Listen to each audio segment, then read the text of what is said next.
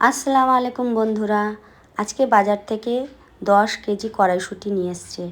তাই ভাবলাম আপনাদের শেয়ার করি কিভাবে 1 বছরের মতো সংরক্ষণ করে কড়াইশুঁটি রাখা যায়, সেটি আপনাদের আজকে আমি দেখাবো। তো প্রথমে ভালো করে ছিলে নিতে হবে। আমি বড় বড় দানাগুলো এক জায়গায় আর ছোট ছোট দানাগুলো আর একটা জায়গায় রাখছি, কারণ ছোট দানাগুলো অনেক কচি, এমনি সময় রান্না করে নেব, ওটা আর অনেক দিনের জন্য রাখবো না, তাই আলাদা আলাদা করে রাখলাম। আপনাদেরও বাড়িতে যদি এই সময় নিয়ে আসে অনেক কড়াইশুঁটি, এই সময় অনেকটা দাম কম হয়, তাই জন্য এনে আপনারা 1 বছরের জন্য ফ্রিজার করতে পারেন। কড়াইশুঁটিগুলো ভালো করে ধুয়ে নিলাম। এদিকে একটা পাত্রে অনেকটা জল গরম করতে দিয়েছি, আর ওর মধ্যে একটু নুন আর অল্প একটু চিনি দিলাম। জলটা বেশ ভালোভাবে গরম হতে দেব। আর অন্যদিকে বরফ জল রেখে দিলাম। বরফ অতি অবশ্যই লাগবে। তারপর গরম জলে আমি কড়াইশুঁটিগুলো ঢেলে দিলাম। সবগুলো কড়াইশুঁটি গরম জলের মধ্যে দিয়ে দিলাম। তারপর 2 মিনিট গরম জলে রাখতে হবে। যখন কড়াইশুঁটিগুলো দেখবেন ভেসে উপরে উঠে এসছে, তাহলে নামিয়ে দেবেন।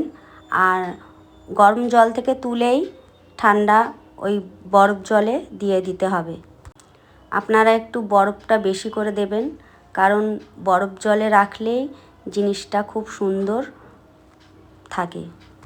বরফ জলের মধ্যেও 2 থেকে 3 মিনিট রাখতে হবে। আমি সব কড়াইশুঁটি বরফ জলে দিয়ে দিলাম।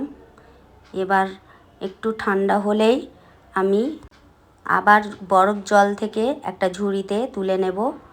একটু শুকিয়ে গেলে শুকনো কাপড়ের মধ্যে এগুলো সব ছড়িয়ে দেব। তারপর ফ্যানের তলায় 1 ঘন্টার মতো রাখবো। যখন দেখবেন পুরো শুকিয়ে গেছে, একদম জল নেই, তখনই কড়াইশুঁটিগুলো তুলে নিতে হবে। দেখুন বন্ধুরা, পুরো কড়াইশুঁটি শুকিয়ে গেছে। এবার আমি পলি ব্যাগে ঢুকিয়ে নিচ্ছি। আপনি এইভাবে 1 বছর কড়াইশুঁটি রাখতে পারেন। অসময়েও আপনি কড়াইশুঁটি পাবেন। এবার আমি ফ্রিজের মধ্যে রেখে দিচ্ছি। ফ্রিজারে রাখবেন, তবেই ভালো থাকবে। আর এদিকে যে আমি ছোট ছোট কড়াইশুঁটিগুলো রেখেছিলাম, ওটা একটা কৌটোর মধ্যে ঢেলে নিলাম, যেটা এমনি আমি ঘরোয়া তরকারিতে দিয়ে দেব। এই কৌটোর মধ্যে